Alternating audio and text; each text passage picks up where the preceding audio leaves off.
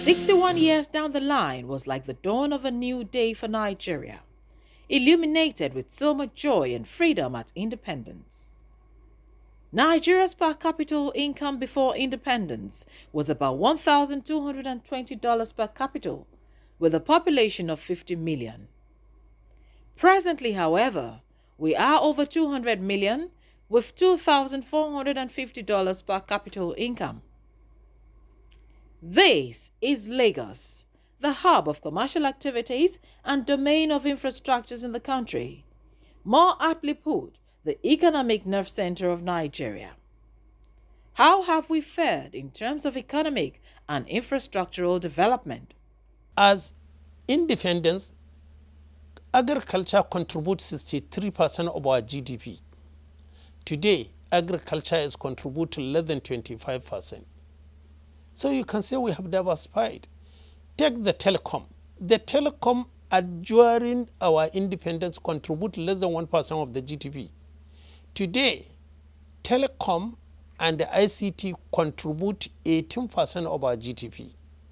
So you will see there is serious changes and there is serious development going on. The first regime that spent 9 years, we had 3 development plans. And during that period, we have seen a lot of development. We witnessed a lot of manufacturing, car assembly, many companies and industry. I can tell you, if that plan could have been allowed to work today, we less import than what we are importing. We used to have the rail services carrying goods and carrying people.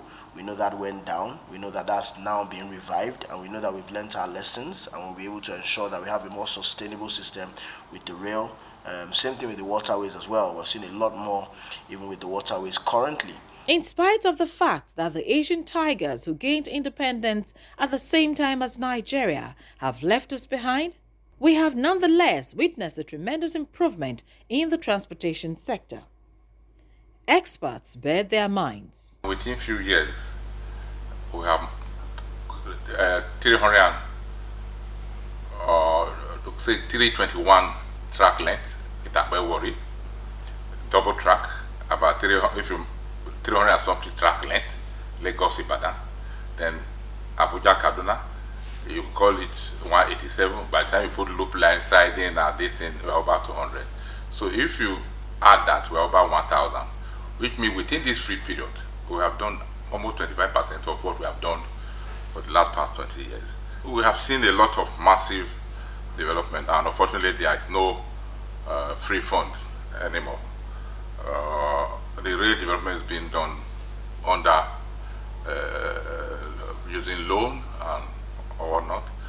If the person that wants to assist you with a loan is willing to build a house and you don't own a house, why bother about whether because your children still need a house to live and you need a house to live. But if you take the loan and build a house and your children will have a house to live, and when you are not able to pay, they continue not to pay, you already own a house.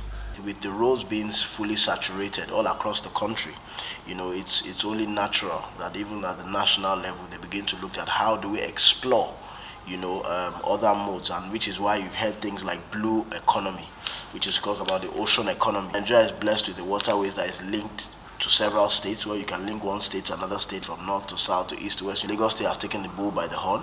Though we have made a substantial progress in transportation vis-a-vis infrastructure, we are still backwards in terms of growth in economy and infrastructure, especially in the manufacturing sector. What are the factors responsible for these inadequate provisions? There was no sustainability and there was no maintenance culture imbibed. Today in this country, we have over 22 million cars driving in the country, but we don't have a single tire manufacturing. One of the infrastructures that accelerate development is transportation. Transportation both in water, rail and road. Not only that, when you need power, electricity. And when you look at these two sectors, you know we are in serious deficit. Today, we have our children that they can ride 2 trains, the first in the West Africa, from Lagos to Ibadan. You can also do the same from Kaduna to Abuja.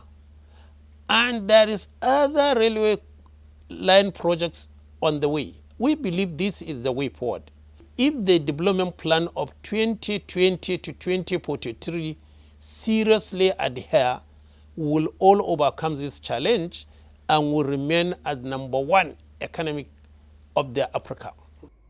As we celebrate 61 years of independence, stakeholders in the private and public sectors must recognize that infrastructural development is the bedrock to facilitate speedy economic development and a will to drive the realization of the federal government's economic diversification agenda.